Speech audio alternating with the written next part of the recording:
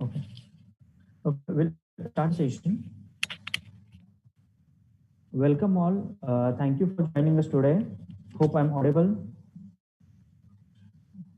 Okay. Yes, you are right. Welcome. Yeah, welcome. Yeah, thank you for joining us today. My name is Pradeep Patil. I'm working as a senior manager for incubation at AIC-Pinnacle Entrepreneurship Forum. This workshop is organized by AIC-Pinnacle in association with Mighty Startup Hub, Ministry of Electronics and Information Technology. Before moving for the day two, I'll just brief you about the day one. Yesterday, we have an inauguration and addressed by Sujit Mehta sir, co-founder AIC Pinnacle. Then our chief guest, CEO of Mighty Startup Hub, Mr. Jeet Vijay, addressed on choosing a favorable market. Post lunch, we have a group discussion among 8 startup founders. And at the end of the day, we have an expert session on choosing business model post COVID-19 by Pradeep Kulkarni sir, Chief Manager, Union Bank of India. I'm happy to say we have received extremely well response from the participant yesterday. So today is the day two. We have an expert panel discussion on emerging opportunities post COVID-19. The objective to organize this workshop on a very crucial and ongoing topic, that is opportunities post COVID, is to provide direction, guide up guide on upcoming opportunities to rebuild the startup ecosystem, which is struggling at this stage due to COVID crisis. For this panel discussion, I welcome on behalf of AIC Pinnacle and Mighty Startup Hub our panel members today. Haridesh Deshpande sir, Director, Ajinkya D.Y. Patel University; Suhas Bakshi sir, Co-founder, Biofuel Circle; Rujuta madam, Executive Director, SARS Test Plant Private Limited; Rachana Tripathi madam, Assistant Director, Ministry of MSME; and our moderator Avinash Thakur sir today. I'll just give a briefly introduction of our moderator, and then I'll over for the panel discussion. Mr. Avinash Thakur wears many hats: an academic, patent coach, and trainer motivator. He is heading DPU Incubation Center of D.Y. Patil Vidyapeeth and Dr. D.Y. Patil Unitech Society as a head and CEO for complete group of colleges. He is guiding, supporting, mentoring the overall startup ecosystem in many aspects. He is also appointed as a mentor of change under Atal Innovation Program by Niti Aayog Government of India. He is among the 200 IP professionals all over the world. We are glad to have you, sir. Now I'm over to you for the panel discussion. I'm sure the participants will get interesting fact and valuable insights from our panel members. Thank you, Pradeep. Thank you. Thanks a lot. You have given me a very tough pattern because we are having very esteemed five esteemed panel members, and I am just thinking that from where to start, from whom to give these particular things, to what to start and what to speak about. So it's a very tough for me, but I will try my best to involve all the panel members. So we are having total five speakers, panel members. Mr. Suhas Bakshi is there. He is a co-founder of Biofuel Circle. We are having Rujuta Jagtap madam. She is from SARS Test Industries. Mr. Hridesh, this Pandey sir is there. He is from Ajinkya D.Y. Patil University. Then we are having Dr. Raju Chandrasekharan. I think some I discussion. request participant please mute. So we are having participant.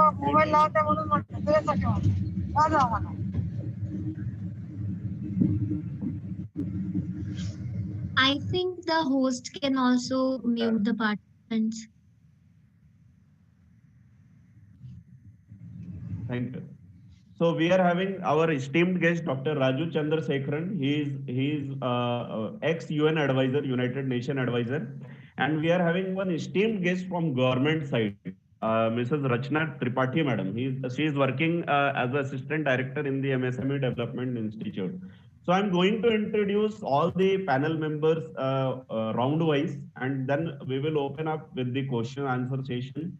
So there are a couple of the things we all know that this country is increasingly becoming one of the major nations, which is strengthening or the contributing of enormous values for the startup creation, which is contributing for the global economy. We are having now we are witnessing that second generation entrepreneurs, third generation entrepreneurs are coming. We all have witnessed this particular scenario related to post COVID-19. We have witnessed all these things which we never imagined that this kind of situation will come. But we all survived through, and we all are working hard to come out from this particular situation. So in this particular panel, there will be three rounds of questions will be there related to speaker wise. So first, I am going to introduce Mr. Suhas Bakshi. Then after that, we will take the discussion from the Rujuta Jagtap madam. Then parallelly, we will try to involve the our esteemed guest, Rachna madam from MSME, Dr. Raju Chandrasekharan, and even one of the very esteemed guests from academia, Mr. Hridesh Deshpande sir from Ajinkya D.Y. Patil University. So that is going to be the flow. First, I'm trying to setting up the context for this panel discussion is that whether we all are doing great in the startup ecosystem. When we are talking about the startup ecosystem, we are not talking about the rural entrepreneurship. So how to go for that? What kind of challenges at the global level? What are the challenges in the national level, and what are the challenges at local level? So we have to take care of all these things. We have to discuss in that way also. Again, we need advice, we need suggestions from all the panel members that not only challenges, what are the opportunities we all should look forward for creating this particular ecosystem for all the budding entrepreneurs. So let us proceed for the panel discussion. So I will introduce first of these first panel members, Mr. Suhas Bakshi. So what I can gather from his profile that he is a co-founder of Biofuel Circle, which is an e-marketplace for bioenergy supply. He has been instrumental in starting up and growing Indian businesses for two global companies, which involved a combination of greenfield projects and acquisitions. This includes Asian operation of Triple Point Technology, a software product company. Then amongst his other affiliations, he is an independent director on board of Praj Industries, a leader in bioenergy businesses. Suhas has also advises several technology focused startups business. So he is having so much vast experience in this particular ecosystem. Although related to this, he is also he is a mechanical engineer from VNIT Nagpur and obtained management training from IIM Ahmedabad and Harvard Business School. So I will request Mr. Suhas to please come. And the first question from Mr. Suhas is that what is his view? So in accordance of the framework provided for this particular organization, let me ask you a couple of the things, Mr. Suhas.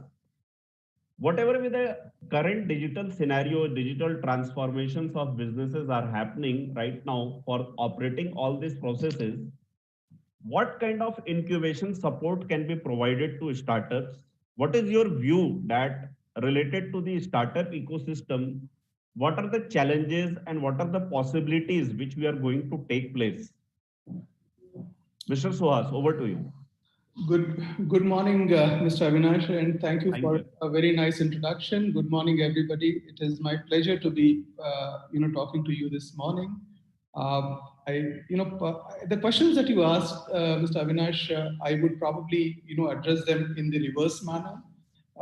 Let's start with the type of opportunities which exist in the post-COVID world. I think one of the fundamental changes which has happened in the post-COVID world is the way people travel, or whether they travel or they don't travel. And the fact that the travel ecosystem has fundamentally changed means opportunities and means challenges. So given the fact that we are talking with set of people who are either interested in setting up or looking at opportunities for startups. In my opinion, one of the fundamental opportunity which emerges is in areas like B2B businesses where sales people are unable to travel. Traditionally, a traveling salesman has been the foundation for business growth for B2B companies. And the traveling salesman as a species is under a huge threat as the impact of COVID. Now, if the salesman is not going to travel, there are a lot of things which would start going wrong with the companies that employ these traveling salesmen.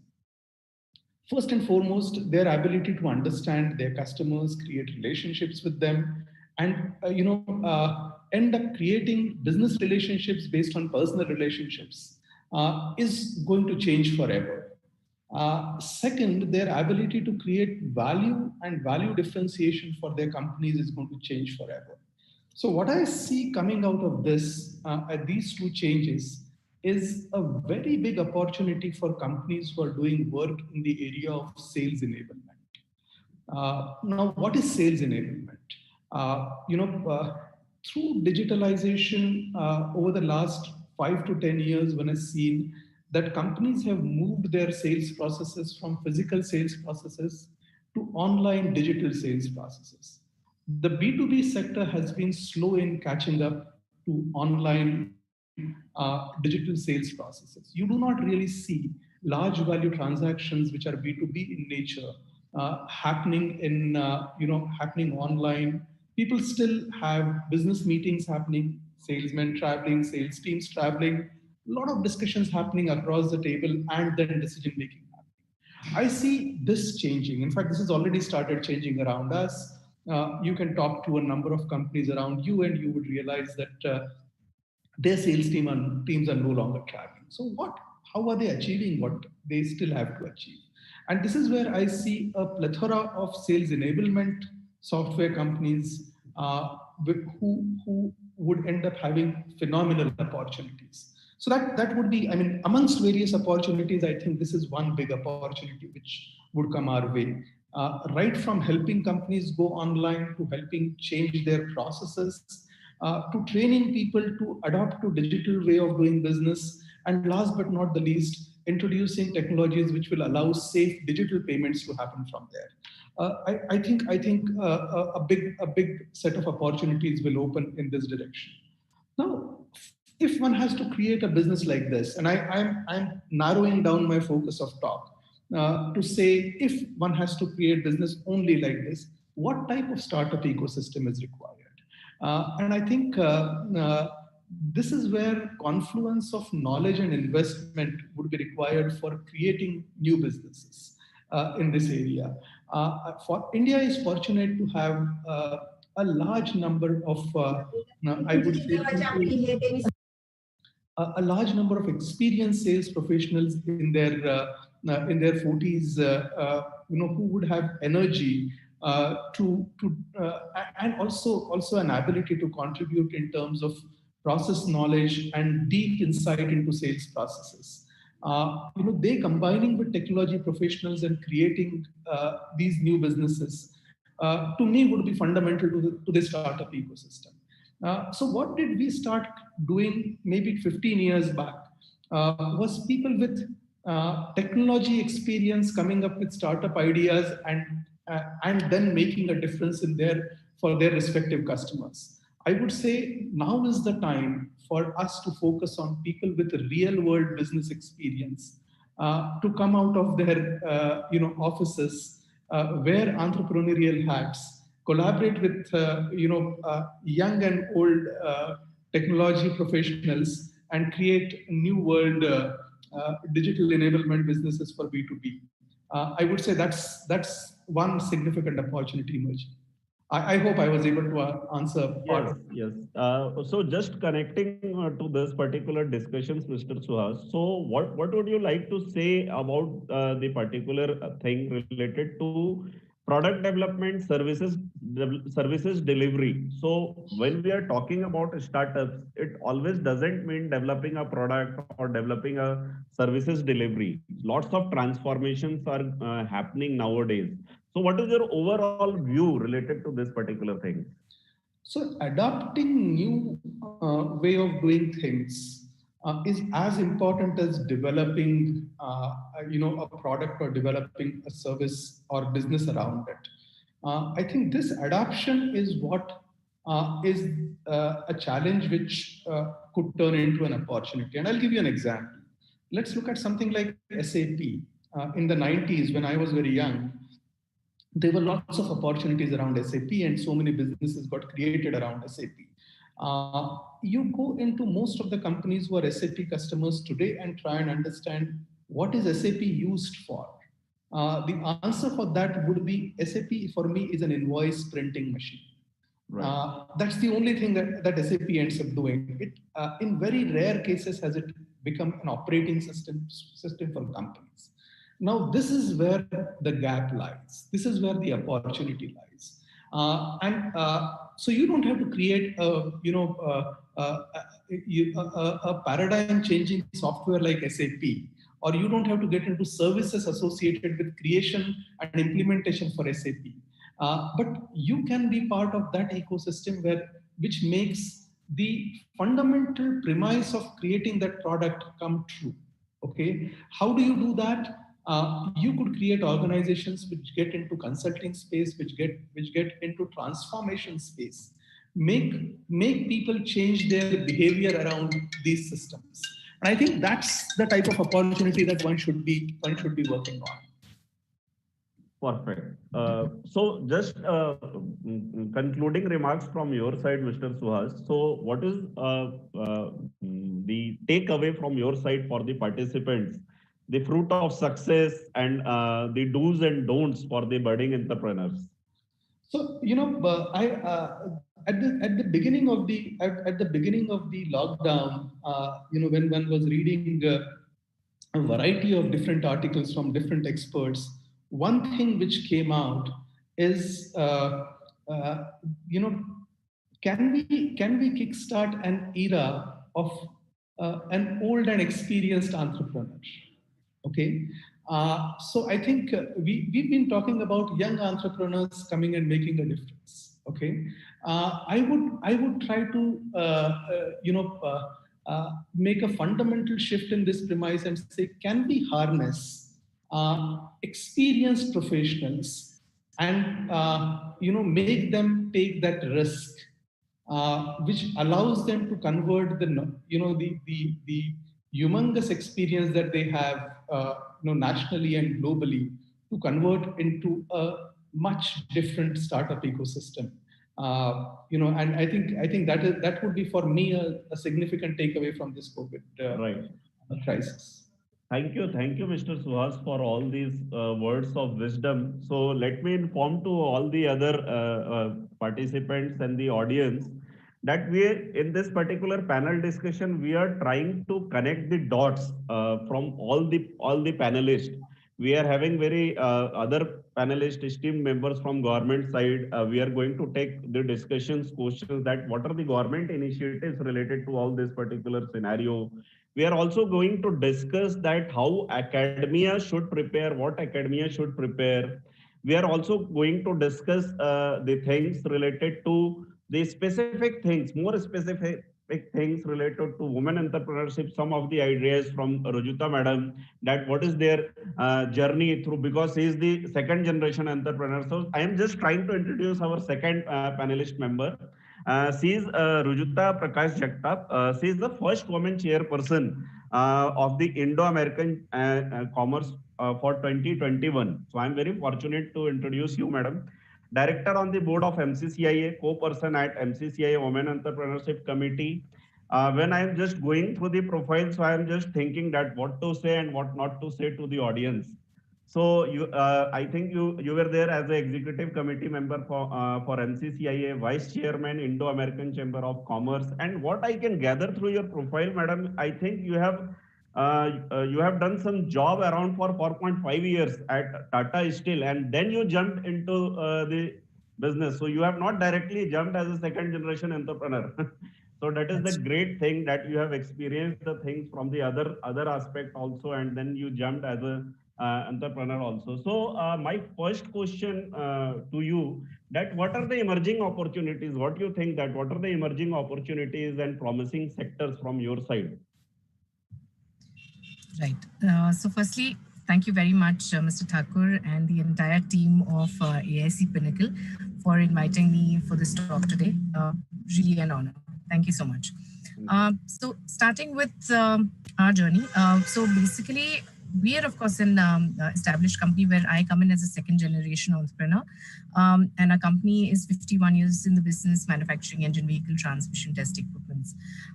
So I would say the opportunities which lie in the startups today. Let me touch upon some of the, startups that currently in the current lockdown lifting which has happened. There have been a lot of sectors which have suddenly opened up. For example, in the last 6 months, obviously it's been very testing times, and we've looked at sectors, for example, edtech. So education technology, that is education tutoring, web courses, which have become the need of the hour, where schools, education institutes are not allowed to function. There are a lot of online platforms which have sprung up. So there's a lot of opportunities there. The other sector which I would say is also health and wellness. You have a lot of great startups coming up wherein they've given solutions which are, home monitoring solutions for health, vital parameters of health, etc. Then there are, NetMeds or Farm Easy kind of, new startups which are looking at door delivery of the medicines, cutting out the retailers, getting cost-effective solutions. So health and wellness is another sector where people are willing to invest, and that's another great opportunity that one can look at. Financial services, as we all know that now most of them are going digital on the financial services, like Mr. Bakshi also pointed out earlier. So be it online payments, online banking, also home loans, rate negotiation apps. There are startups which have licensed with banks and are coming out with absolutely cutthroat rates on home loans to give greater value to the customers. These kind of avenues are also existing. So financial services is another domain wherein you get a lot of opportunities where you can start your journey in that particular domain. Then software as a service, this is something which has gained a lot of demand as we see. Basically, to take a case in point, for example, companies who didn't have software services, like for example ERP, or for that matter, different kind of solutions which would help them work remotely. They are the ones who are currently having great challenges. But the ones who were well equipped with ERP and other software solutions in their organizations, they could work seamlessly, even remotely, and their businesses haven't been hampered much. So look at software as services, where basically buyers are paying per use. And because obviously currently we are also seeing constraints on the budget. So nobody wants to buy anything, at one lump sum. They want to look at buying it as a service. So software as a service is gaining a lot of momentum. Organizations are currently getting back to operations, but with only 30% workforce physically working, and rest of them are working remotely. So again, the remote workforce has to have the right solutions in place for them to be able to contribute to the business. So that's another area. E-commerce, as we know, OTT platforms, where a lot of ecosystems have come up where you can contribute through content providers, bloggers, reviewers to the OTT platform, because that has sprung up hugely. Also, office managed office spaces, going digital. So I think these are some of the avenues, and also technology companies. For example, EV has become a major thrust area as well today, as we all know. And a lot of startups have sprung up in that area. We're seeing a huge influx into that, where people are getting into, EV motor manufacturing, then different kinds of battery solutions, charging infrastructures. So even technology areas are technology companies, setting up of technology companies, which would have innovative methodologies and increase efficiencies, and also at the same time are smart factories, wherein you have all the latest IoTs, machine learning, artificial intelligence tools, all of them embedded in that kind of an environment. That is going to be the need of the hour. And I think there's a lot of opportunities, as you see, in these areas. Great point. So, Rojita madam, can you share your experience, as you are the second generation entrepreneur? So what would you like to say to the budding entrepreneurs, that as a second generation entrepreneur, you must have seen lots of things and there are lots of transformations happened. But for the first generation entrepreneurs, which is now coming from colleges, new executives are coming and they want to go for some kind of rural entrepreneurship or some social entrepreneurship. So what is your say about all this particular point? So I would say, for example, in our case, I'm a second generation in the business. My father started the business 51 years ago. And when he started, he was he was an alumni of COEP, and he started this in a garage. And the challenges he faced were totally different. Obviously, there was no technology, there was everything to be done, a lot of spade work to be done. So the challenges he faced were totally different, and the struggle was way more than what one would face today. So today, I think the era or the generation is extremely fortunate to be starting off in this era where there are a lot of, facilitating technologies to start off. So when it comes to, I would say, when you talk about social innovation, the topic of, ethical or social innovation plays a very vital role. Startups are exploring ideas which are not only commercially viable today, but also having a social impact, which is both scalable at the same time sustainable, particularly in the post-COVID scenario. For example, some of the opportunities in the healthcare segment, for example, uh, manufacturing low-cost, health check machines by startups at fraction of costs, where the rural areas can't afford those kind of machines. So if you can innovate and come out with these solutions, it'll benefit the rural, regions largely. Then sanitation, women sanitation solutions, waste disposal, that's collection, processing, disposal, education, vocational as well as primary, secondary, and food processing. There are so many agri-tech, startups wherein, remotely the farmers can actually, work and do a lot of things on the farm while being remotely there. So agri-tech has a lot of opportunities. So one should bear in mind that, today, whatever startup they want to start off, there should be some kind of a social innovation involved into it or embedded into it, which is not only environment friendly, but also sustainable in the long run. So I think there are these, some of the examples that I cited to you would be, some of the examples that that they can look at, the generation can look at, the startup system can look at. Yeah, thank you. So let me go to our third panelist, Mr. Deshpande sir. So he represents academia. We are also having two other members, other panel members. One is Dr. Raju Chandrasekharan and Mrs. Rachna Tripathi madam. So definitely when we talk about industries, we have to talk about the academia. So we will go to Deshpande sir, and then I will come to Rachna madam. We will have the understanding from the government perspective, and then we will go to Chandrasekhar sir. Sir, Chandrasekhar sir has finished his degree. I think most of us have not born at that time. So sir, the baton will be given to you at the last for connecting the dots of all this discussion, because you are one of the most senior person among all of us.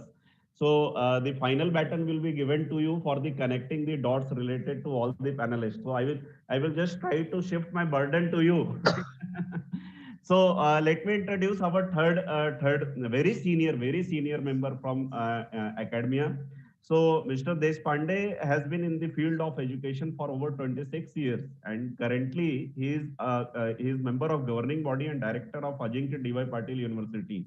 So great to have you, sir, on this particular panel. He is the director of Grand Fort Hospital, Mumbai. He is associated with the India Design Council as its consultant advisor. IDC is a national strategic body of Government of India established under the aegis of Department of Industrial Policy and Promotion. So I think sir is having very vast experience related to product development, strategy related to design development kind of things. So during the discussion, sir, I will expect that you should also share some things, some experiences related to product development startups, how they can go ahead. So sir is a member of CII National Committee on Design, and he helped CII to initiate the CII Design Excellency Awards and has been managing these awards since then. During his work with CII, he also helped to initiate the CII Industrial Innovation Awards in 2014. So sir is very experienced, enthusiastic and energetic educator and innovation facilitator. Sir, a very quick point for the discussion to you, that as we are representing, you are representing an academia. So from the overall academia scenario, the thing is that role of academic incubation process, role of teaching learning process, how this particular things, how the academia is preparing for this particular things after post-COVID scenario, for the formation of new products, for the formation of new startups, how the budding entrepreneurs can come from Indian academic education system. Sir, over to you. At the outset, many thanks to the organizers for having me here on this forum and to share a few of my thoughts with all of you. It's a great pleasure always to talk to people from the industry and also get to learn from what they are thinking. And we all understand that COVID is of course, the case in point, but we also need to take into account one thing. It's like a once in a hope that and something of this kind will get repeated. So we are coming over it. We have gone through immense challenges. Some of them still remains, and we would, I think, hopefully in 2021, we would slowly be able to erase those memories. Why I'm saying this is basically from the intent that to look at everything solely from a COVID lens may not be good. However, because of this kind of a seismic shift that has been brought upon all of us due to COVID, a lot of, I would say, positive changes that have happened in us. The time in the lockdown perhaps gave each one of us the ability to reflect upon what we are doing, both in our lives as well as in our professions. And that reflection on what we have been doing in our professions would certainly give rise to new thought processes.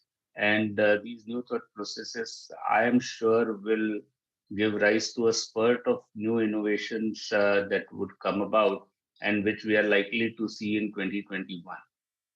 Coming to the basic point where you raised about the role of the academia and all, see, we have to understand in the good old days, closed innovation was the pattern adopted by companies even until the early 2000s, in which research and development were conducted solely in their own places using qualified professionals and so on. However, in the last decade, the open innovation has emerged as a new model in which companies try to take advantage, or rather, I would say companies should try to take advantage of the creativity of the customers, the suppliers, other research institutions, independent inventors, and also the universities through partnerships. This actually helps them to obtain more innovation faster and perhaps with lesser amount of spending. And in the open innovation model, universities are more demanded. Naturally, universities become a very, very critical aspect if one were to look at the open innovation model. And the closer ties with the productive sector are actually considered then as a third mission for the university. Of course, the first mission of a university is teaching, and second is research. But nowadays, it is becoming a third mission and an equally important mission for any university. And that's why the recognition of the third mission is increasing. And that is actually going into involving all kinds of relationship between universities and non-academic partners for the purpose of capitalization of knowledge. Mostly in developed countries, the universities have been the preferred partner. We all know the US examples, we all know Stanford, we all know how the whole ecosystem of the university and these startups came together to give rise to completely new phenomena and companies which we now today revere, right from Google to others, are a result of this confluence of the university and these startups actually joining hands and working together. And that's where I think it is a very, very critical aspect that universities have to be involved into the process of innovation and incubation. Incubation is more a platform to look in the outside world through that lens. And similarly, I suppose it's also very important for companies to be involved with universities in a more productive manner, in a more integrated manner than just looking at universities and colleges for the purposes of their talent. So that is a kind of a relationship, I suppose, is very important that we need to look at developing, and that's what we all should aim at. Thank you, sir. Thanks a lot for your this thought. I will again come back to you, sir. So let me come to the our next panelist, Mrs. Rachna Tripathi, madam. She is from government side. So any kind of process or any kind of schemes cannot be completed if it is not backed by government schemes or government support. So we are very happy to have Mrs. Rachna Tripathi, madam. She is working as Assistant Director in the MSME Development Institute, Karnal, as a Field Office of Development Commissioner, MSME, Ministry of MSME, Government of India. So she is a bachelor in science as well as law, and also did her MBA honors with a specialization in human resource and marketing. She has also cleared UPSC Civil Services Mains in 2009 and 10. Great, madam. Prior to joining office of DCMSME, she worked with the private sector for 5 years. So she is having this private sector experience also and government experience also. She will give the holistic view of all these things. So she possesses 9 years of experience in government service, which has been utilized for MSME development, giving techno-managerial consultancy to SMEs, in implementation of intellectual property rights to MSMEs, implementing MSME schemes for entrepreneurship and skill development, and all these schemes of Ministry of MSME for existing and prospective entrepreneurs related things. Madam, great to have you in this particular panel. Madam, as we all are aware that lots of government are doing transformations, doing the policy interventions. We have witnessed the national startup and innovation policy. National IPR policy got introduced in 2016. Lots of policy level changes are happening nowadays from the government side. So this particular point is to you. Our audience wants to understand that what is your personal experience in this regard, and how this particular things can be correlated with the government schemes. What is your view related to post-COVID startups development, and how this particular innovation can be successfully incubated in the form of the product development? What is the role of IP? So just share your views related to all this particular scenario to the audience. Over to you, madam. Okay. Am I audible? Yes, madam, you are audible. First of all, I'll congratulate AIC-Pinnacle and the team for organizing this interactive webinar. And yes, the question is very correct. Like innovation is the need of the hour, and the role of IP is immense in it. Like this incubation support for the innovation and the role of IP. This you can very well see in this 21st century era, which can be referred to as the century of technology, knowledge, and in fact, the regime of intellect. So the country's ability to translate this knowledge into innovation, to gain wealth, is going to determine its future. So the innovation is supposed to be the key to create knowledge into wealth. And in order to help MSMEs, the industry sector, the government has proposed to set up 153 technology centers to address issues relating to business, HR, modern strategies, and use of artificial intelligence. Inventions, when they are incubated to a prototype and marketed as a product, it becomes an innovation. And in today's intellectual era, India has shown a considerable growth in its research and development. And by setting up such new technology centers and like incubation centers in various parts of the country, and providing financial aids to the technologists, the R&D status of the country has been boosted up. Technology is key driver in this new normal, we can say. And the government has already set up 18 such centers and 15 are ongoing. In fact, more incubation centers are being set up in the rural areas to rope in startups and promote the use of technology. Presently, we are seeing that we are stepping into the fourth industrial revolution. we call it Industry 4.0. This is the ongoing automation of traditional manufacturing and industrial practices. When we are using modern smart technologies, large-scale machine-to-machine communication, we call it M2M, and the Internet of Things are integrated for increased automation, improved level of communication, self-monitoring, and production of smart machines that can analyze and diagnose issues without the need of human intervention. Like we can see, like there is Alexa and such other things. So this is going to be the future, which needs innovations for the fourth industrial revolution. And since India has flood of youth who are full of ideas, and to cater futuristic needs, we have already established 84 IPFCs to cater such IP needs.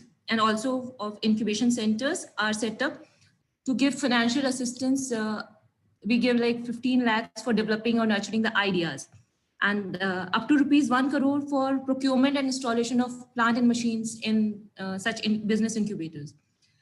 We also give like up to 1 crore as seed capital support to appropriate incubators in the form of soft loan, interest-free loan, equity participation, grants, or combination of these are given for setting up of startups.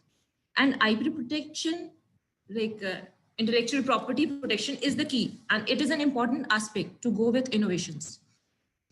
Perhaps we are also providing financial assistance to MSMEs by way of reimbursements for availing certificates of patents, GIs, trademarks, and also to perform pilot studies, grants, or and combination of these are given for about the government schemes. I would say like innovation is no doubt. This is important. Intellectual property protection, business proposition for viable business aspect to go with innovations. Journey of entrepreneurship. Perhaps we are needs assistance financial in holistic manner to covering various aspects such as techno-managerial guidance is required, financial assistance by way of several schemes. We have PMEGP for new enterprises, loan amount like till 25 lakhs and 10 lakhs has been given with subsidy of 15 to 35% for manufacturing and service sector. We have a Mudra scheme in which loans we give up to 10 lakhs. That is also collateral free, and other collateral free loans are up to like 2 crores by CGTMSE is being given. Stand-up scheme is there to provide loans from 10 lakhs to 1 crore to women and SCSTs, etc. So schemes like CLCSS we have for technology upgradation, by which 15% subsidy is given to purchase technology upgradation machinery costing 1 crore. So efforts are done to look for economic viability. Government schemes are in place to incentivize export opportunities and also provide marketing assistance. By way of several of schemes, like we have international cooperation scheme, reimbursements given to participate in exhibitions in domestic and international fairs. Public procurement policy is there to bring level playing field as well as competitive environment by reserving 25% of annual purchase of central government department ministries or public sector undertakings. We have from, they have to procure at least 25% of their annual purchase from MSCs only, where they get an exemptions of tender fees, EMD, prior experience, turnover, etc. So thus, we can say to develop and nurture this entrepreneurial sector, support of government is very crucial. And policies, government policies needs to be adopted, which can give a fillip to the sector. And government acts as an enabler, and it enables infrastructure. Fundraising is also done, research is done. It creates a conducive business environment, promotes financial help, promotes establishment of incubators. We can see, we can develop entrepreneurial ecosystem to attain economic development and create large-scale employment opportunities with the help of these government schemes. Great, madam. Great. Thank you. So thanks a lot, madam, for all your views and all your points. So this is the role of government. We are getting all this kind of support. So the startups are converting to unicorns, and lots of this kind of transformations are happening. So now, madam, I will again come to you. We are having other points for the discussions from the government perspective. So now let me come to our next panelist, a very esteemed panelist member, Dr. Raju Chandrasekhar. So first of all, sir, thanks a lot for joining us in this particular esteemed panel. So I will just introduce you to the audience and the all panelists. So Dr. Raju Chandrasekharan sir is he has total he is having 44 years of professional career service experience. So total through his journey he has experienced and he has worked with the UGC, AICT, United Nations, you name any organization, and Dr. Raju Chandrasekhar has worked with that organization. So, sir, happy to have you among us. Sir is having a very good experience with the United Nations, all the projects related to his project is Lesotho, Jordan, India, and Thailand. And remember today for completion of all the projects with the United Nations, he has developed a various policies with the governments, whether it is related to AICT, MHRD, NBA, National Board of Accreditation, NAC. So if I will go through his profile and CV, so it will take another half an hour to just introduce sir.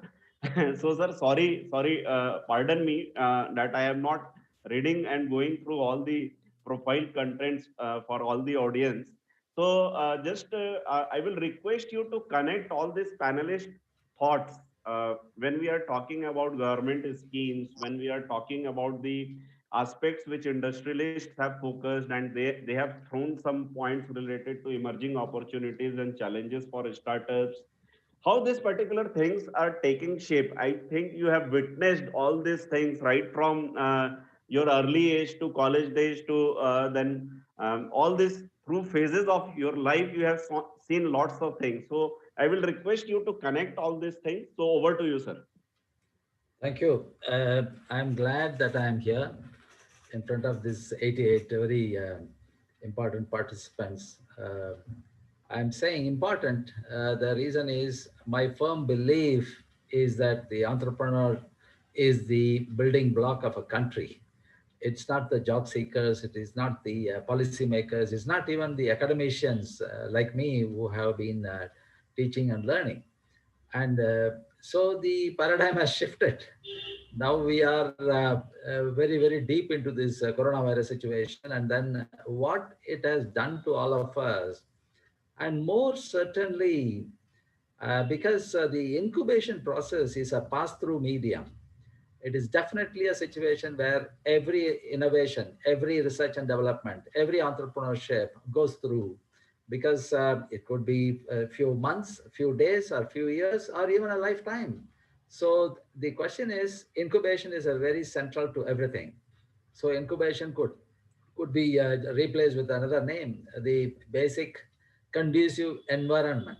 So environment must be conducive at home, at an office, at a industry, or even the government. So the questions what came up to each one of the panelists is very, very relevant. They are all the pieces that will, when they fit it properly, that becomes the solution to the jigsaw puzzle. The first question what came up was what kind of incubation support is possible. Suhas, he has a lot of experience and he has given his answers. And he was touching the trends about the digitalization. He was also hitting at the travel, changing to a lot of online activities. And he also says that the new softwares are not really required. What we have should have a more intense exploration, and then newer IPs should be found out. For instance, the global success of Baiju's, or even the White Hat Junior, or even when we talk about the Oyo rooms and Olas, we know in these troubled times, they have consolidated their positions. And so what did they do right? Because they were, one is, of course, entrepreneurship also depends on a lot of luck. That is for sure. And if assume that everybody has the same phenomena of luck, and whereas these people chose to be in the software area. So when the disruptions occurred, the fail-safe option was to move to online. And eventually people shifted out from face-to-face tuition to online tuitions. And the biggest advantage they enjoyed was the whole world was affected. So that means a small company located in Bangalore, suddenly becoming a global phenomena.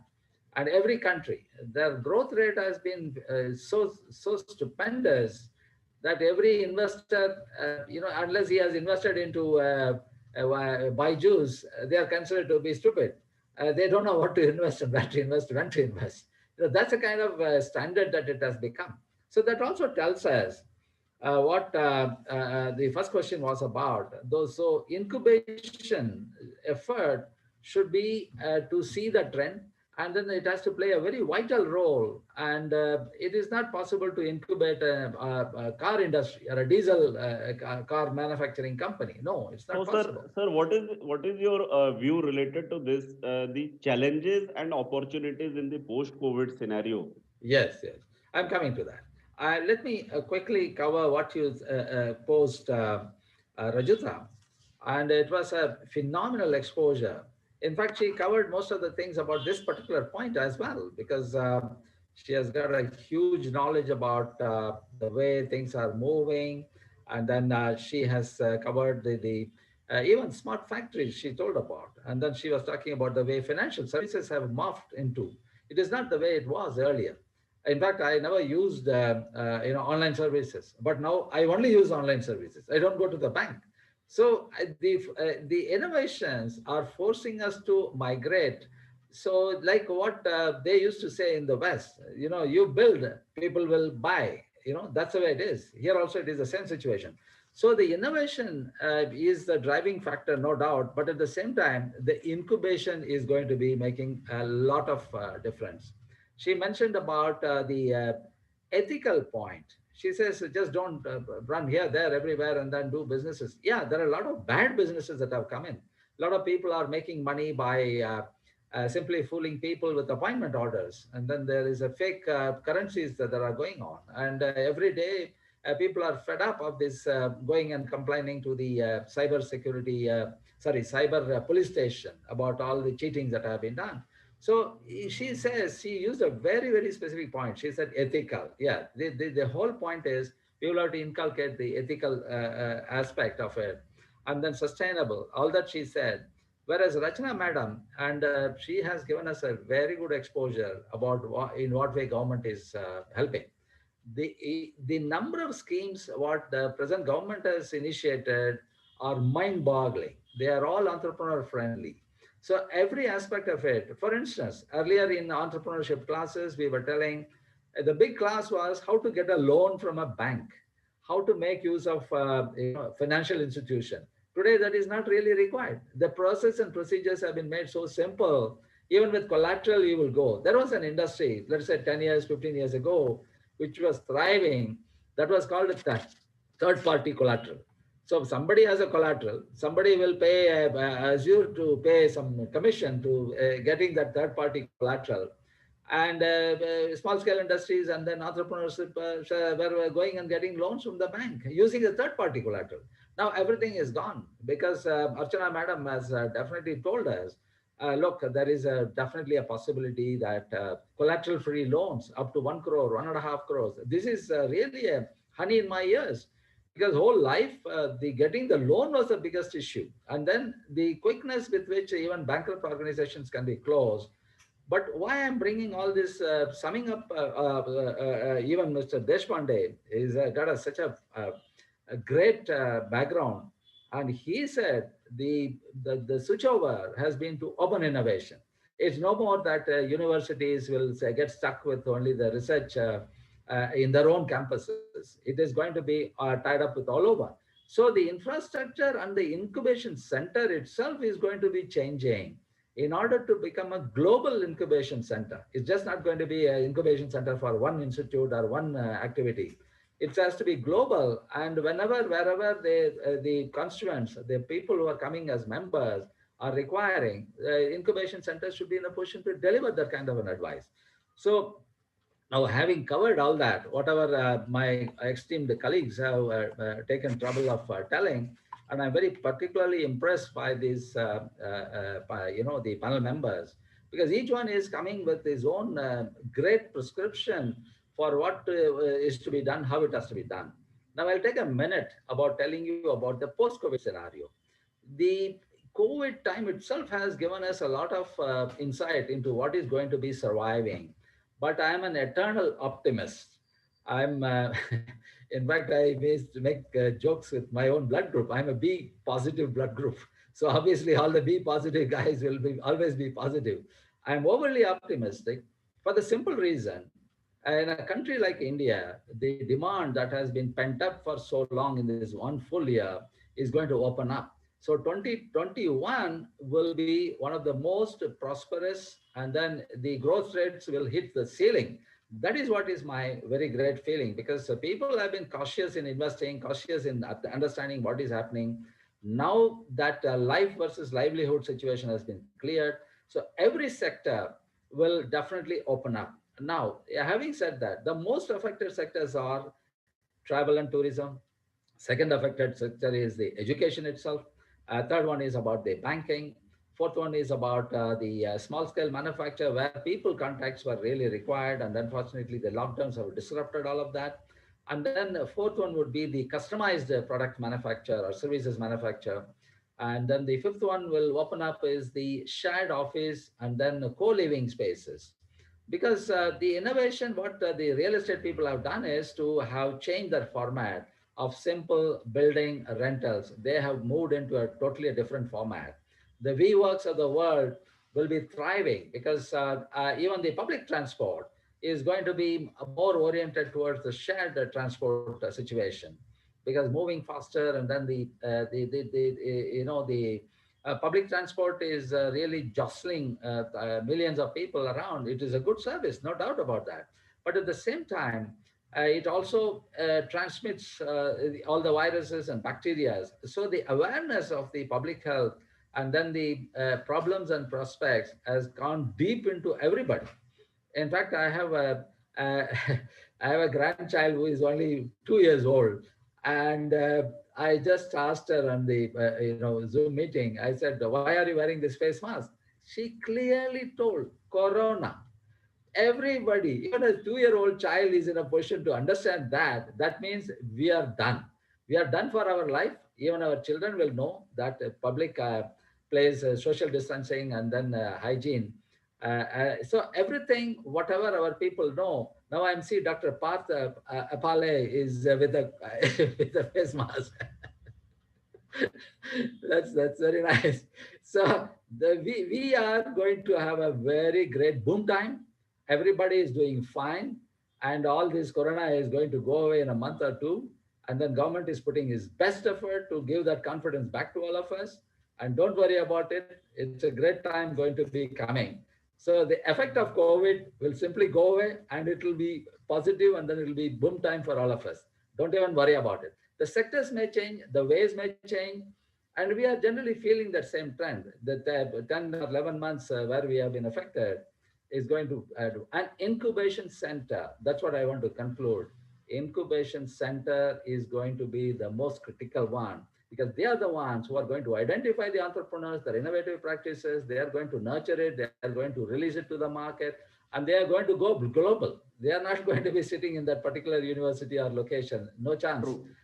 They will be forced to go global. That is what my sincere feeling is. Thank you, Avinash, for inviting me to be part of this very important webinar. I'm very happy to be here. Thank you. Sir, I will again come to you at last for your words of wisdom. So I'm having a couple of the points for Rachna madam and Deshpande sir, and then again I will come to you. So let me inform to all the participants, Dr. Raju Chandrasekhar has accepted my personal invitation within just 5 to 10 minutes. I requested him, sir, we need your words of wisdom for 5 to 10 minutes, and he immediately accepted. Yes, Avinash, I will come and I will speak to all the participants. So thank you, sir. Thanks a lot to you.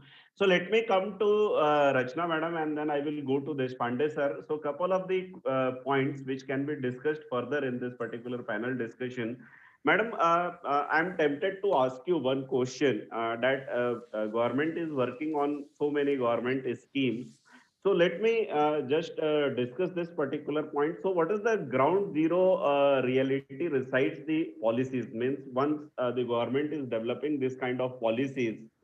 So what we have personally experienced and we are personally experiencing that there is a lots of efforts which government people are putting. They are developing, doing all the R&D kind of activities for developing this kind of policies. But directly it is not reaching up to that level to the final citizens. So what is your view, what kind of challenges are there that we are as a citizens related to different perspectives, what are the challenges that this is not directly reaching to all the citizens? Well, we can say like it is part of awareness. Government is doing very well, I would say, like we have observed to deal with the pandemic. The speed of policy making is unprecedented. Right. And therefore, I would say it is the right time to identify the opportunities of disruption and striking while the iron is hot. The opportunity is here and now with all the government schemes in place. I have already discussed like Right. Various financial assistance schemes, various technology upgradation schemes, marketing assistance schemes is there. So with all the government schemes in place and additionally rollout of Atmanirbhar packages, but like giving a support system in these difficult times to the existing MSMEs. So COVID-19 puts constraints on the current economic model, but we are likely to see a new operating model emerging for our economies. And people have to be aware. Government is doing a lot with rolling out of several schemes and to take the benefit to the grassroots level. It's up to the people who have to come forward to grab the opportunity and take the advantage of those schemes. Right. So, Madam, personally, hats off to all these schemes which you people are developing. Even I am working in this particular IP area since 2014-15. So all these schemes which has been developed and the things we are going on, so it is moving in a very fast way. So just would like to have just a few of the words from your side. So what are do's don'ts for the startups? And what is your words of wisdom you would like to share with the participants? Okay. Well, yes. In the present times, like would say, like this coronavirus, we are already discussing about the impact is not just physical right now. It's more temperamental. It's psychological, and it is here to stay for maybe it's only some time with the vaccines in line. So in present times, we can look for certain sectors for the startups, which may be at an advantage as possible business models. And it has already been discussed by Rujita ma'am and Chandrasekhar sir that these already discussed about the educational sectors and wellness sectors. You're right.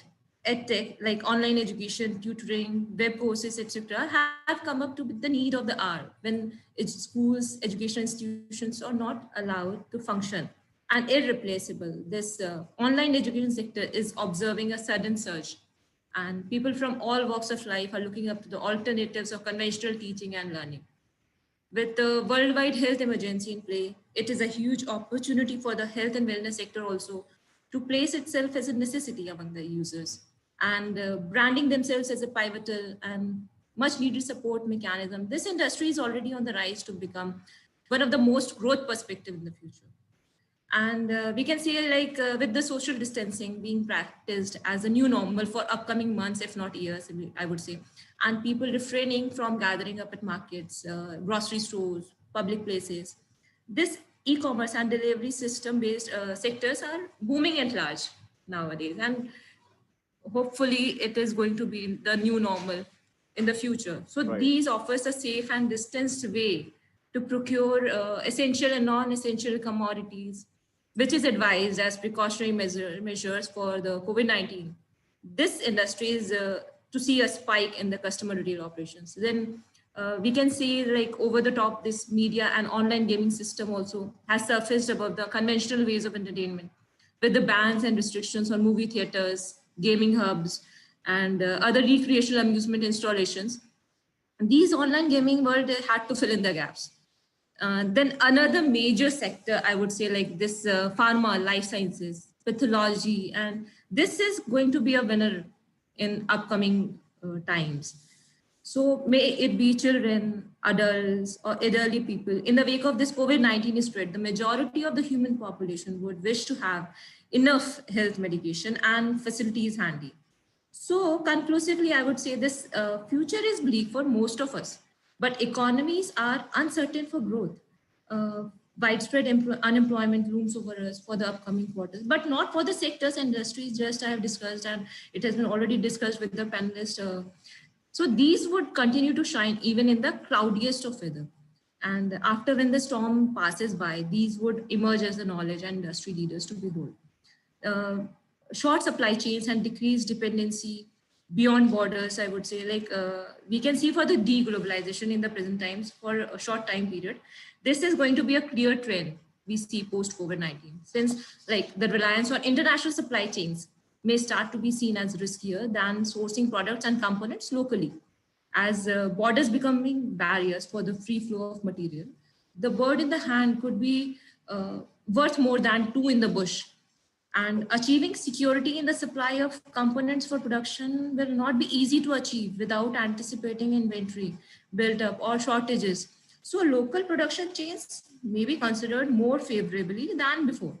The repair economy, I would say, and the local micro industries may also be valued for providing a reliable supply of products within reach compared to the long supply chain delivering a cheaper good. So I would say like the global pandemic has created an everlasting impact on the industrial landscape. But businesses are now navigating through the disruptions, seeking more and more solutions to help them thrive in this post-pandemic era. Now is the time to rethink partnerships, strategies, retool technology to meet this dramatic shift in a cost-efficient and yet secure way. Thank you. This, Thanks a lot. Yeah. Oh, thank you. Yeah. Yes, madam. You were talking something. Yeah. No, it's okay. Okay. Okay. Thank you so much. Thanks a lot, madam, It was a for pleasure. sharing. Yeah, for words of wisdom. So I will move to Mr. Deshpande sir. So this is a last round of interaction going on with the panelists. Then I will go to Rutuja madam. Then we will again go to Chandrasekhar sir. And meantime, I will request all the participants to put up your questions for the panelist. Mr. Pradeep will take care of all those questions, and then we will go to question answer session. So, Deshpande sir, we have discussed about disruptions, incubation, innovation, post-COVID scenario. All these things we have discussed. We have discussed on various aspects that how academia is preparing and what to do, what not to do. So, what is your words of wisdom you would like to share with the participants, which can be considered as a takeaway? And what you would like to say something that the assurance of success for startups and points to take care during whole this journey. Over to you, Deshpande sir. Thank you so much. I think the resilience of a country's industry and its ability to perform and adjust to shocks actually hinges on its diverse, dynamic, innovative, and most importantly, collaborative capacity. And all this emerges from what we can call as the industrial common, which is the tacit knowledge and the capabilities that the industries have built over a period of time.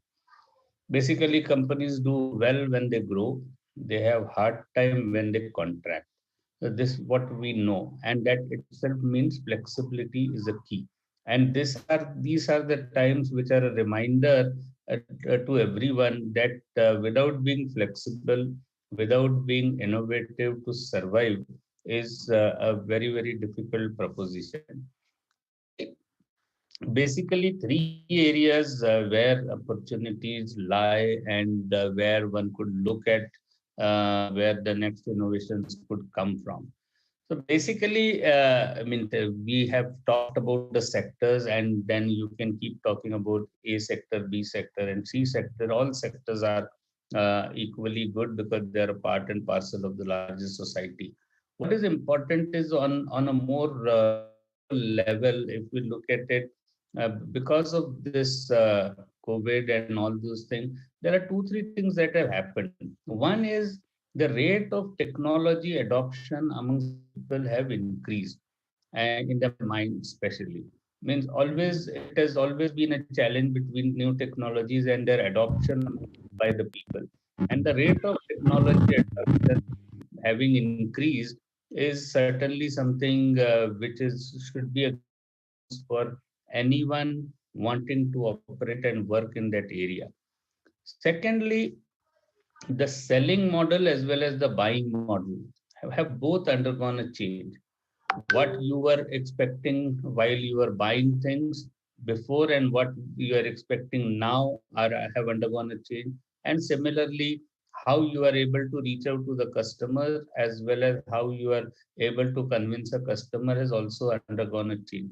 So the traditional matrices have moved on.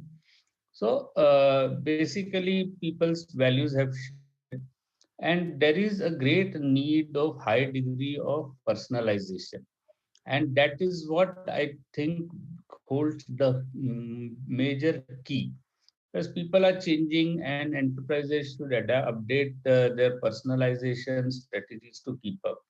Businesses need a way to quickly update their understanding of individuals, what they want, what they need, and quickly retire the old information that is not valid anymore.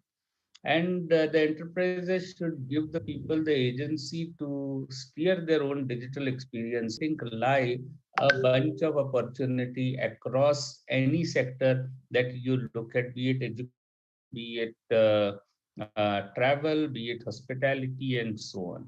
Even health, to a large extent, health also as remote health and so on, which a lot of efforts were going on. Now those efforts have gained momentum, and opportunities have, which were always there, have moved forward. And that is what I suppose would be the way forward will be collaboration, more collaborations by between the industry and the university, university and industry, more flexibility on both sides in terms of the models that we deploy for this collaboration, and eventually also the effort to find opportunities in the space of buying, selling, as well as personalization. Thank you, Deshpande sir, for sharing your words of wisdom. So, and a great engaging panel we are having today this morning. So we will go to Rutuja madam, and then again I will go to Raju sir for connecting, and then we will proceed for the Q&A. So Rujuta madam, over to you, sharing your words of wisdom for the newcomers, new generation people, how to take care of the various things. So just a words of wisdom or takeaway from your side. Sure. Thank you, Mr. Thakur. So as we talked about earlier as well, I've seen an enterprise which has come up over the course of my life, started by my father 51 years ago, and me now in the business for 15 years. I feel that the post-COVID world will be no different from the past, where the merit and innovation will be rewarded. While the basic precautions will have to be taken, people are still going to have to increase their risk-taking abilities based on their innovative ideas and inventions, which are more proactive in nature as well and need-based. And some basic steps which are anyways true for any startup would need to be followed. For example, you need to have a plan B in place. For example, we have this pandemic which nobody could have foreseen. It's unprecedented. So every startup should also have a plan B in place when such an unforeseen event strikes. The other aspect I would like to, ask the startups to focus on is checking on the finances and ensuring your cash flows stay positive. That's a very important aspect. So you need to concentrate on that as well. Building a strong team is extremely important to brave through the crisis, and it's important to develop intrapreneurs, which is basically entrepreneurs within the organization. That is a culture that one needs to develop and increase that kind of a strength of manpower in your organization, where everybody is acting as intrapreneurs, that is entrepreneurs within the organization, taking accountability and ideating and taking you through the journey with them. We have very much fortunate to have all this discussion from the different panelists. We have also understood all the government schemes. So my last goes to again to Raju sir. Sir, you are the backbone for this panelist. So I'm coming to you every time at last, so that you are just summarizing and connecting, and you are supporting me. So that's why you are the backbone for all this panelist discussion. So, sir, what is your words of wisdom quickly? So we are in the last page of this panel discussion. So quickly share your views related to words of wisdom from your side. Take away. Right. Actually, in all the Zoom meetings, it's usually the case that in the last round, we are allowed to put only one word, I can only say that the future looks great, and it is going to change the whole world, the way we are thinking, the way we are dealing with, and people will come closer because if you have noticed, uh, everybody is concerned as a society. The cohesion, the social cohesion has become so good. I just can't imagine. Earlier in a city like Bangalore, where I live, for the past 40 odd years, and everybody was to himself. Today, people are, waving and they're asking, "How are you? Are you taking care of yourself?" Oh my goodness! So it is becoming a much better place, and this the COVID has changed the whole world, and everybody is concerned about everybody else. We just can't play it as separate thing. So the customization is going to be one of the panel members was great to mention that word.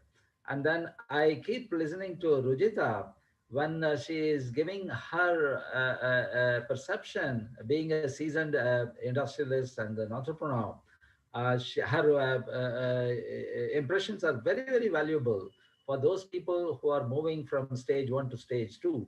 And about Dr. Deshpande, I'm happy because he has been persistent in his thought process and amazing. And Rachana, I don't have to say anything more because I was friends with Anil Kumar, who is my very good friend, and she knows him very well. And I don't know whether I met you there in that office. Many times we have come. We were actually going to talk about the, our Gramodyog activities and all of that. So government has really revved up itself. Unfortunately, this government is a very high-tech government with people like Rachana, and they are up to the mark. And then she is also, if you have noticed, she is also giving the same kind of enthusiasm and also the positivity. That is very, very vital. Government can do this much. So obviously it is people like us who have to take it much farther. And that's a message I'm getting. I'm getting that, yes, everybody is in it and everybody has a role to play. And even from the questions, I know that these things can be very easily surmounted. So there are a lot of hope in the future. And that's what is the feeling I get from my fellow panelists also, that they are up to it. Okay, Thank you, sir. Thanks a lot for sharing your views. So we are in the last phase of this panel discussion. I have tried my best to engage all the panels. Now we will move towards the last part of this panel discussion. So we will take couple of the questions. So any of the panelists can take up this question. So one question is from Mr. Gokul: how to improve tourism activity in post-COVID era? So yes, Shekhar sir, yeah. I'm a professor of hotel and tourism management, even though I'm a professor of management, but my core specialty is tourism and hospitality management. Great. I'm supposed to be doing a dipstick a survey of the situation every 3 months. And then my analysis gets compiled with the other world barometer experts and then released every 3 months by the World Tourism Organization. And in the past also, I have always told about the kind of disease spread, and also the security situation is the only one that disrupts our industry, tourism and hospitality industry. So here to answer this question, when the vaccines have come in and everybody who is needed to be vaccinated will be vaccinated definitely starting from January. In about 6 months time, either there is a herd immunity or those who do not fall into that category will be vaccinated. And repeat vaccinations are also possible because so many new vaccines have come. So that condition being removed, tourism is going to go back to its original or even a better stage, because we have all that pent up demand, pent up feeling that, oh, we should have visited that place, oh, Right. we missed our schedule. So it is going to be great for the tourism sector particularly, because that's the one which got completely affected. But in the meanwhile, like the government is trying to do to assure the traveling public, the sanitizing the space and then ensuring everybody travels in the PPE, all of that. So this becomes a norm until the conditions are removed. So don't lose hope. Everything is going to be good. And I expect the kickstarting in tourism industry in a big way by June, July 21. That's my answer. Thanks. Thank you. So we will move to next question. So next question is, how soon robots will be dominating surgeries and health sector in India or in the world? And how can I be a part of health tech industry in this changing times? Okay. Any panelist can take this question.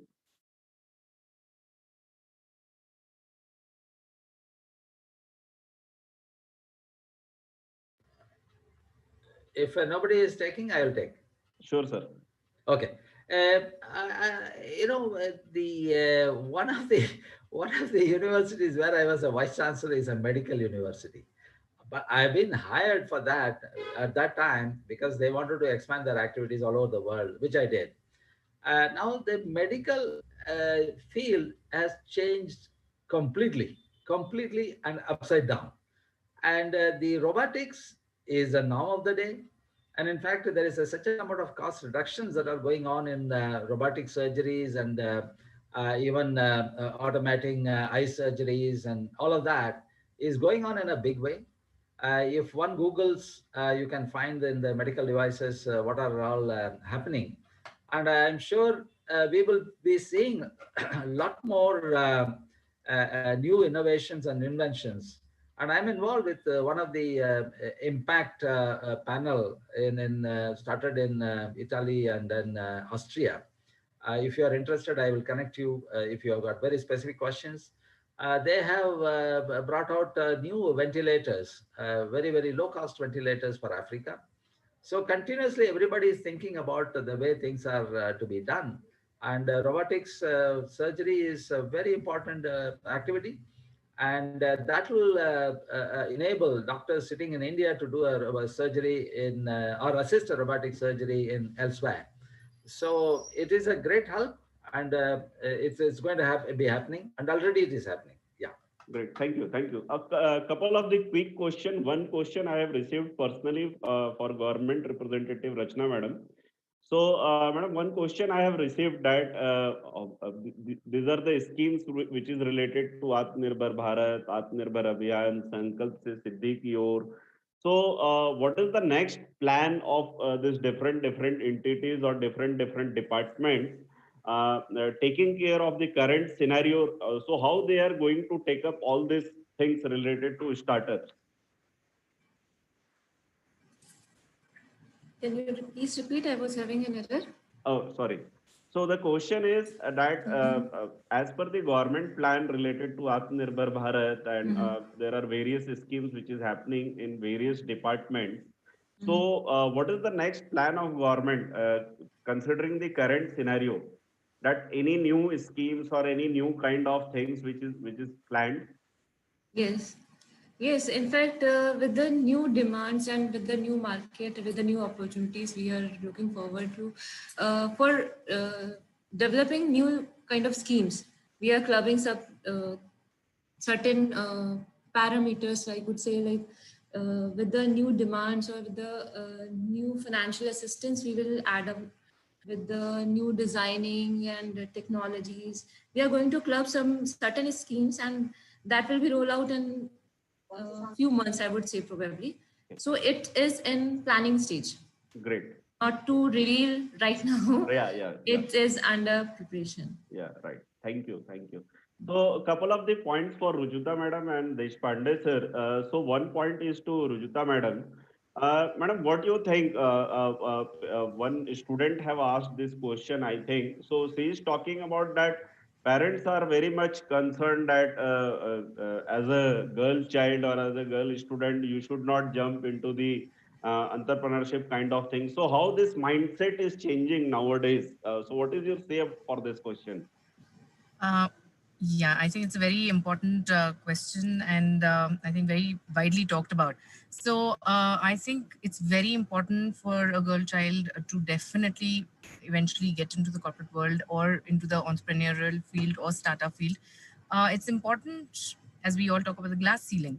Today, it's not been broken, but definitely trying to get shattered. So I think equal opportunities exist for both, and I think both need to coexist. There's so much to learn from both men and women entrepreneurs. And I think it's very important that each and every one, be it a girl child, has to get into, the dreams that they have, they've got to live them. That's very important. And I think there are a lot of opportunities today. And I would say not only get yourself confined to women entrepreneurship forums or women groups, but also get yourself associated with coexisting groups where there are men entrepreneurs as well. So it's very important to learn from both, because you're going to be working in this corporate world or the ecosystem of startups with everyone. So I think there are a lot of opportunities, and you know, never confine yourself or constrain or restrict people. Even I will add one point to this discussion, that there is a speedy grant process for patent if there is a female applicant, and Rachna madam will agree on this particular point. So if Yes, female yes. is an applicant, so there is a speedy grant process and there is a fee relaxation. So lots Hmm. of this kind of opportunities are coming. So thank you, thanks for Rajita madam. So last question to Deshpande sir. Sir, how the academia related to things, that whatever be the efforts we all are putting, still the students are not there in the colleges, but we are doing all these things online. So great hat and salute to all of you. So what is your last points related to all these things for the new generation? I think we will be back in campuses very soon. That's one. As I was saying earlier, these times have given each one of us a lot of time for reflection. Hello, hello. In fact, people were all worried what will they do with the time that they have. So, with the self-reflection will come a lot more illumination, which would certainly help the young generation, because reflection is also part of it, as well as it's a part of self-assessment. And that self-assessment is very, very critical for especially the young generation, and that should clarify to them what path that they should choose. I would only sound optimistic over here, because while if the economic sector is depressed, but it's not going to remain depressed for very long. And in that sense, things will bounce back. It may bounce back in 3 months or 6 months. That's the only issue that is there. So they should not lose heart, and they should continue to hone their skills and thoughts, so that whenever the bounce back happens, they are ready to ride the crest uh, of the new wave that is going to come on. Thank you, sir. Thank you. So it's 12:29 now. So we started at 11 o'clock sharp, and the time given to me from the organizer was hard pressed 12:30. So I am just trying to. Avinashi, Yes, yes, madam. Please, madam. yes, I would like to add one more point. Sure, madam. Like for a general awareness, I would like to inform that for any query, for any guidance, for any suggestions or any grievances, we have champions control room in all the states, in all the MSME DIs. We have these control room centers, and you can also like log in on web. You can go to Google and write champions.gov.in, and you can post your suggestions if you have. You can post your grievances if you have with any of the issues pertaining to your industry, setting up of industry, if you are a prospective or you are an existing entrepreneur. So there is a portal, champions control room. You can log into that and you can give your points, and there are also number of schemes there. You can have a look over this also. on this portal, champions.gov.in. Thank you. Thank you. Thanks a lot, madam, for letting the participants this particular good initiative. So, so I'm just at the last stage of this panel discussion. So, see, we all are living in the commodities market. Everything is related and counted in terms of price. But the panelists, they have given their time, which is priceless. And everyone has contributed so effectively, and they have given so much of wide knowledge, words of wisdom, suggestions. This cannot be taken from book. This all things can be taken from the experience, the way they have walked through the journey they have passed through. So all these things, we reach to this particular last page of the panel discussion. So at the last, at the outset, I would like to thank all the panelists for a splendid way of suggestions, the marvelous sharing of knowledge. So thank you. Thanks a lot to all of you. Thanks a lot to AIC-Pinnacle for giving us opportunity and to host this particular panel discussion. So over to you, Pradeep. So I think I have completed the things in stipulated time. Thank you. Thanks a lot. Thank you, sir. And thank you all the panel members on behalf of AIC and Mighty Startup Hubs. Yes, definitely there are valuable inputs, and our participant will definitely get the benefit of it. So thank you all of you participants and panel members. So if we have already crossed 12:30, so if you have any more questions, I'll put my mail ID in the chat box. You can ask, drop your mails. I will roll out to our panel expertise. So we'll take care, all your queries will be solved. So thank you again. Today is a date, we have a last session at 3 o'clock. This is the last session of the workshop. The topic is COVID-19 impact on startup ecosystem. It will start at 3 o'clock. So thank you again. We'll see you at 3 o'clock. Thank you so much. Thank you so much. Good job, AIC-Pinnacle. Yeah. Thank you. Thank you, ma'am. Everyone. And sorry for getting disconnected because of the network. Sorry. No problem. Thank you. Yeah. Bye.